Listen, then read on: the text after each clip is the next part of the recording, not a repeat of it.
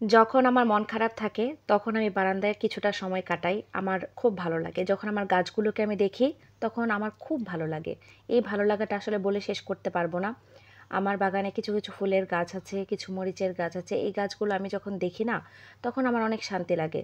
কারণ মানুষের চেয়ে প্রকৃতি অনেক বড় বন্ধু। মানুষ আপনাকে সঙ্গ দিবে প্রয়োজনে, প্রয়োজন ফুরিয়ে গেলে আপনাকে ফেলে দিবে। আর এই প্রকৃতি কখনো আপনাকে ফেলে দিবে না। প্রকৃতির সাথে মিশে যান, দেখবেন আপনার কত ভালো লাগে। আর যারা বাজে বাজে কমেন্ট করেন, বলেন যে এই যে আপনারা যে ভিডিও তৈরি করেন, খুব বেশি কষ্টের কাজ কি, শুধু রান্না করেন আর ছেড়ে দেন।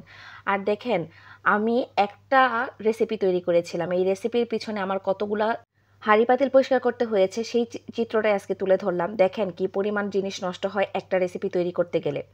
সেটা লাইভই করেন বা আপনি রেসিপিটাই নিয়ে আসেন, তাহলে দেখবেন যে এইটার পিছনে কি পরিমাণ কষ্টটা আসলে থাকে, একটা মানুষের কি পরিমাণ শ্রম থাকে। নেগেটিভ কমেন্ট করার আগে একটু চিন্তা ভাবনা করে করবেন যে একটা মানুষ অনেকটা শ্রম দিয়ে তার একটা ভিডিও তৈরি করে, সেই ভিডিওটার পিছনে তার অনেক কষ্ট, অনেক শ্রম থাকে, অনেক ইনভেস্টমেন্ট থাকে। আপনারা কিন্তু না জেনে না শুনে আপনারা কমেন্টটা করে ফেলেন যে রান্না করলাম আর ফেসবুক পেজ খুলে ছেড়ে দিলাম, তাহলেই তো ফেসবুক পেজ ভাইরাল। আসলে এটা না ভাই, ফেসবুক পেজ ভাইরাল করতে হলে অনেক শ্রম দিতে হয়, অনেকটা শ্রম দিতে হয়। আপনি রান্না নিয়ে কাজ করেন, আপনি অন্য ব্যাপারেই কাজ করেন, ফানি ভিডিও বানান বা কোনো টপিক নিয়ে কাজ করেন, সেটা নিয়ে কাজ করলেও আপনার সেই ইনফরমেশনগুলো কালেক্ট করতে হবে এবং জেনুইন ইনফরমেশন মানুষকে দিতে হবে। আপনি রেসিপি তৈরি করছেন, সেটার মাঝে প্রেজেন্টেশন থাকতে হবে, রেসিপিটা সুন্দর হচ্ছে কিনা, ভালো হচ্ছে কিনা সেই দিকে খেয়াল রাখতে হবে। তারপর হচ্ছে আপনি যখন ফানি ভিডিও করবেন, আপনার ফানি টপিকগুলো খুঁজে খুঁজে বের করতে হবে। আপনি ইসলামিক ভিডিও করবেন, আপনার অনেক বেশি হাদিস পড়তে হবে এবং হাদিসগুলোকে আপনার ঘেটে ঘুটে তারপর হচ্ছে প্রেজেন্ট করতে হবে যে কোন হাদিসটা বললে মানুষের অ্যাটেনশন বেশি পাওয়া যাবে, মানুষ বেশি পছন্দ করবে, সেই টপিকগুলো কিন্তু আপনারা খুঁজে খুঁজে বের করবেন। তো যাই হোক, এখানে দেখেন আমি কিছু শপিং করেছি আমার হাজব্যান্ডের জন্য। ওর হচ্ছে বার্থডে সামনে, তো সেই জন্য কিছু টুকিটাকি কেনাকাটা করে দিলাম ওকে। প্যান্টের কাপড়, ট্রাউজার প্লাস হচ্ছে আবার স্যান্ডেল কিনে দিলাম। কয়েকদিন আগে অবশ্য কিনে দিয়েছিলাম এই মাসেই, তারপরেও হচ্ছে আবারও কিনে দিলাম। তো এই টুকিটাকি কেনাকাটাগুলো করেছি ওর জন্য, আর ও আমার জন্য একটা করেছে, সেটা হচ্ছে বোরকা নিয়েছি। আমি কখনোই আসলে গ্রিন কালারের বোরকা পরিনি। প্রথমত কারণ হচ্ছে আমি বোরকা খুব বেশি দিন যাবৎ পরছি যে তা কিন্তু না, তারপরেও মানে এটা ওর পছন্দেই নিয়েছি। এই ট্রাউজারগুলো আমি পছন্দ করে দিয়েছিলাম যে নর্মালি পরার জন্য, যে বাসা থেকে বের হলে যেন পরে যেতে পারে। তো এইভাবেই আসলে সব টুকিটাকি কেনাকাটাগুলো করেছি ওর জন্য।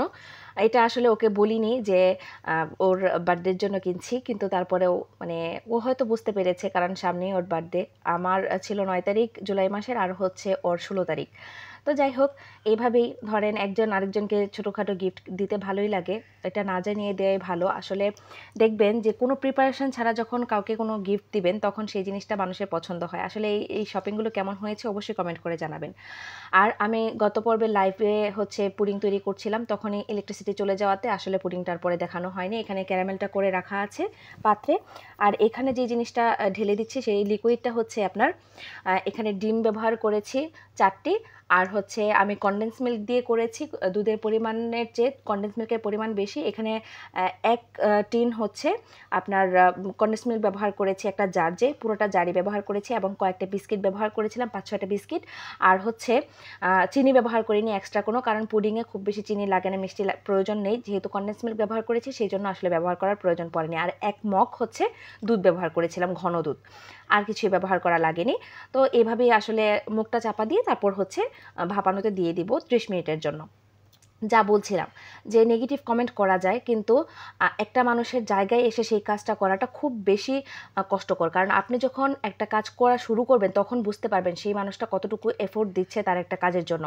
একটা ফেসবুক পেজ খুলে ফেলা বা একটা ইউটিউব চ্যানেল খুলে ফেলা কিন্তু খুব ইজি ব্যাপার, কিন্তু সেটাকে কন্টিনিউ চালিয়ে যাওয়া এবং সেটাকে গ্রো আপ করানো এবং ভিডিও তৈরি করা, ভিডিওটাকে ভাইরাল করা, প্লাস হচ্ছে সেখান থেকে আর্নিং করা, সেটা কিন্তু চারটিখানি কথা না। মানুষ মনে করে কি খুব বেশি ইজি, আসলে অনেক বেশি কষ্টকর। আপনারা নেগেটিভ কমেন্ট করবেন না কখনোই। মানুষকে একটু অ্যাপ্রিশিয়েট করতে শিখুন, মানুষের কাজকে একটু দাম দিতে শিখুন। মানুষ অনেক বেশি এফোর্ট দেয়, অনেক বেশি পরিশ্রম করে, অনেকেই না সেটাকে ভুলে যায়, ভুলে গিয়ে বিভিন্ন রকম মন্তব্য করে ফেলে এবং তারা কখনোই চিন্তা করে না যে আসলে পরবর্তীতে সেই মানুষটার উপর কোনো এফেক্ট পড়তে পারে কিনা। নেগেটিভভাবে প্রেজেন্ট করবে, নেগেটিভভাবে আপনার মানুষকে বলবে, এটা সেটা করবে যাতে করে সে কাজটা বন্ধ করে দেয়। কিন্তু আপনি পারবেন না কখনোই তাকে কাজটা বন্ধ করাতে, সে যদি কাজটাকে ভালোবাসে। সবাই সবার কাজটাকে ভালোবাসতে শিখুন, দেখবেন ভালো রেজাল্ট পাবেন, ভালো কিছুই হবে ইনশাল্লাহ।